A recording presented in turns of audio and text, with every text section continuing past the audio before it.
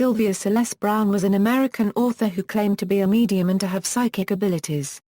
She appeared regularly on television and radio, including on The Montel Williams Show and Larry King Live TV shows, and hosted an hour-long internet radio show on Hay House Radio.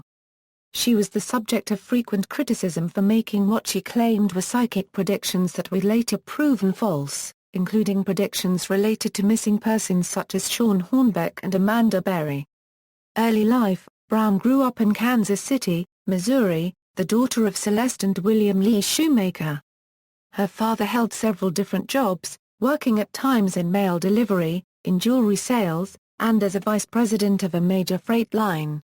Browne was raised mostly as a Catholic, and was said to have Jewish, Episcopalian, and Lutheran relatives. Browne claimed she started seeing visions at the age of 5, and that her grandmother, a psychic medium, helped her understand what they meant. Browne also claimed her great-uncle was a psychic medium and was rabid about UFOs.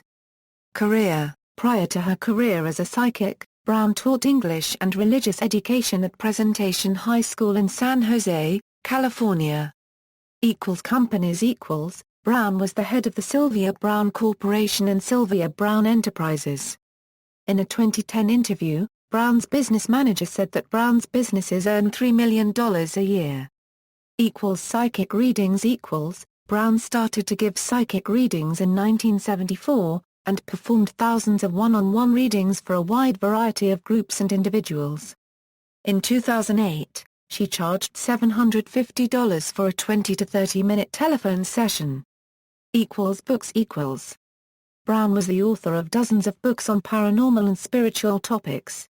She discussed a wish for people to feel that they are all loved by God. Browne claimed that God comprises both a male and a female part, named Om and Azza respectively. She stated that the entity of God loves all people and living beings equally, regardless of one's specific religious or spiritual beliefs. According to Browne, this includes atheists. Browne wrote that people's actions and intentions define a person and soul, and that people of all religions, spiritual beliefs, and non-beliefs may go to the other side, Browne's term for heaven. Browne wrote that she presented her beliefs in a way that allows readers or listeners to take what they want from her teachings and leave behind what the rest. Television and radio: Browne was a frequent guest on U.S. television and radio programs, including Larry King Live, The Montel Williams Show, That's Incredible, and Coast to Coast AM. During these appearances, she usually discussed her abilities with the host and then performed readings for audience members or callers. On certain occasions she was paired with other guests, including skeptics, often leading to debate about the authenticity of Browne's psychic abilities. These shows often featured verbal sparring between the two, with each trying to convince the audience that the other was wrong. Browne hosted her own hour-long internet radio show on Hay House Radio, where she performed readings and discussed paranormal issues. Browne appeared in a 1991 episode of Haunted Lives, True Ghost Stories. In the segment Ghosts Are Us, she portrayed herself in a recreation of events that purportedly took place in a haunted Toys R Us store. Browne also appeared as herself on the television soap opera The Young and the Restless in December 2006. Novice Spirituals: In 1986, Browne founded a church in Campbell, California known as the Society of Novice Spirituals. It describes itself as Gnostic Christian, and states that it incorporates the Gnostic Gospels and the traditions and teachings associated with Jesus without excluding Buddhism, Judaism, Islam, or Hinduism. The church's website includes the statement that while the Bible is a marvelous book of learning and hope, it is not the unaltered Word of God. Paranormal Claims: Browne claimed that she knew what it is like in heaven. In her book The Other Side and Back, she states that its temperature is a constant 78°F Fahrenheit. That there are no insects unless one wants there to be. That pets may go there. And that a house can be built there wherever one wants. She also asserted that the other side exists at a higher vibrational level approximately 3 feet above ground level, making it difficult for humans to perceive. She claimed to have been born able to perceive a wider range of vibrational frequencies. Browne declared that she could see angels. According to her, They looked similar to depictions in paintings but, depending on their phylum, had different traits. She also claimed that they do not speak. Browne professed the ability to speak with her spirit guide Francine, and gave details of 54 of her own former lives as divined by her. False predictions. Browne made many public predictions which were subsequently proven false. Among the more notable incidents were the following. In 2002, Browne informed the parents of 11-year-old Shawn Hornbeck, who had disappeared earlier that year, that he had been kidnapped by a dark-skinned Hispanic man with dreadlocks and was now dead. Hornbeck was found alive in 2007. His kidnapper was Caucasian and short-haired. In June 2008, UK television network ITV2 was sanctioned by Ofcom for re-airing the Montel Williams episode featuring Browne's original prediction. In November 2004, Browne told the mother of kidnapping victim Amanda Berry, who had disappeared 19 months earlier, "She's not alive, honey." Browne also claimed to have had a vision of Berry's jacket in the garbage with DNA on it. Berry's mother died 2 years later believing her daughter had been killed. Berry was found alive in May 2013. On Larry King Live in 2003, Browne predicted she would die at age 88. She died in 2013, at age 77. Psychic detective cases In 2000, Brill's content examined 10 recent Montel Williams episodes that highlighted Browne's work as a psychic detective, spanning 35 cases. In 21 cases, the information predicted by Browne was too vague to be verified. Of the remaining 14, law enforcement officials or family members stated Browne had played no useful role. In 2010, the Skeptical Inquirer published a detailed 3-year study by Ryan Schaffer and Agatha Jadwischuk that examined Browne's predictions about missing persons and murder cases.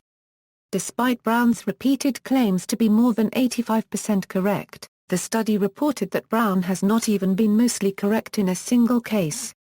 The study compared Browne's televised statements about 115 cases with newspaper reports and found that in the 25 cases where the actual outcome was known, she was completely wrong in every one. In the rest, where the final outcome was unknown, her predictions could not be substantiated. The study concluded that the media outlets that repeatedly promoted Browne's work had no visible concern about whether she was untrustworthy or harmed people.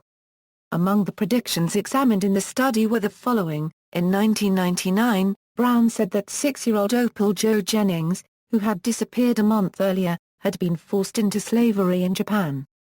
Later that year, a local man was convicted of kidnapping and murdering Jennings. In 2003, an autopsy of Jennings' remains found that she had died within hours of her abduction. In 2002, Browne claimed Holly Crewson, who had disappeared in 1995, was working as an exotic dancer in a Hollywood nightclub. In 2006, dental records were used to positively identify a body found in 1996 in San Diego as Crewson's. In 2002, Browne claimed Linda McClelland, who had disappeared in 2000, had been taken by a man with the initials MJ. Was alive in Orlando, Florida, and would be found soon. In 2003, McClelland's son-in-law David Repaski, who had been present at Browne's reading, was convicted of murdering McClelland. Her remains were found near her home in Pennsylvania. In 2004, Browne said that Ryan Catcher, a 19-year-old who had disappeared in 2000, had been murdered, and his body could be found in a metal shaft. In 2006, Catcher's body was found in his truck at the bottom of a pond, where he had drowned. In a 2013 follow-up article, Schaffer reviewed more recent predictions by Browne, as well as predictions whose outcomes had been earlier classified as undetermined but were now largely resolved. According to Schaffer, Browne was mostly or completely wrong in 33 cases and mostly accurate in none.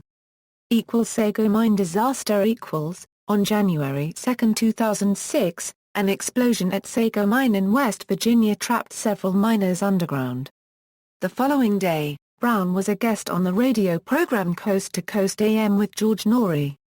At the start of the broadcast, it was believed that 12 of 13 miners trapped by the disaster had been found alive and, when Norrie asked Browne if the reported lack of noise from inside the mine might have led her to think the men had died, She replied, "No. I knew they were going to be found." Later in the program, it was discovered that the earlier news reports had been in error. Browne said, "I don't think there's anybody alive, maybe one. I just don't think they are alive," adding, subsequently, that she didn't believe that they were alive. "I did believe that they were gone." James Randi challenge. Scientific skeptic James Randi, a retired stage magician and investigator of paranormal claims, was a vocal critic of Browne and claimed her accuracy rate was no better than educated guessing. On September 3, 2001, Browne stated on Larry King Live that she would prove her legitimacy by accepting the James Randi Educational Foundation's $1 million paranormal challenge to demonstrate supernatural abilities in a controlled scientific test. By April 2003, however, Browne had not contacted Randi to make testing arrangements. On May 16, 2003, in another appearance on King's show, Browne said she had not taken the test because Randi refused to place the prize money in escrow. Randi responded by mailing a notarized copy of the prize account status showing a balance in excess of $1 million. Browne refused to accept the letter. In late 2003, despite challenge rules that money could not be placed in escrow, Randi announced that he was willing to do so for Browne. Browne did not accept or acknowledge this offer. In 2005, Browne posted a message online that she had never received confirmation of the prize money's existence, despite Randi's claim that he had a certified mail receipt showing Browne's refusal of the package. In 2007, on CNN's Anderson Cooper 360 Degree, Browne's business manager Linda Rossi stated that Browne would not be taking Randi's challenge, because she has nothing to prove to James Randi. Fraud conviction. During the late 1980s, local authorities and the Federal Bureau of Investigation began investigating Browne and her businesses over several bank loans that caused sustained losses to banks. In 1992, Browne and her then-husband Kenziel D.L. Browne were indicted on several charges of investment fraud and grand theft.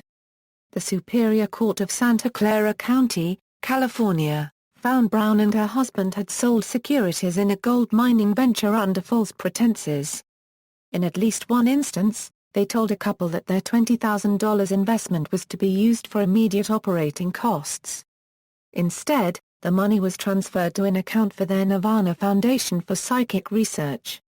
Browne pleaded no contest to securities fraud and was indicted on grand larceny in Santa Clara County, California on May 26, 1992. The couple each received 1-year probation. In addition, Browne was sentenced to 200 hours of community service.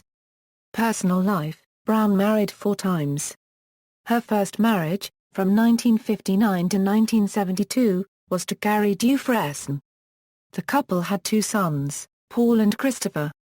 She took the surname Browne upon her 3rd marriage, and later changed it to Browne. Her 4th marriage took place on February 14, 2009, to Michael Ullery, the owner of a jewelry store. Browne claimed that her son, Christopher Dufresne, is also a psychic. Her website says, "If Sylvia is the best psychic around then Chris is the second best." In March 2011, the Society of Novice Spirituals, the church founded by Browne, announced that Browne had suffered a heart attack on March 21 in Hawaii. The church requested donations on Browne's behalf. Death. Browne died on November 20, 2013, aged 77, at Good Samaritan Hospital in San Jose, California. Her interment was at Oak Hill Memorial Park. References. External links. Official website, Sylvia Browne at the Internet Movie Database, the Society of Novice Spirituals, the church founded by Browne. Ask Sylvia. Browne's Hay House radio talk show.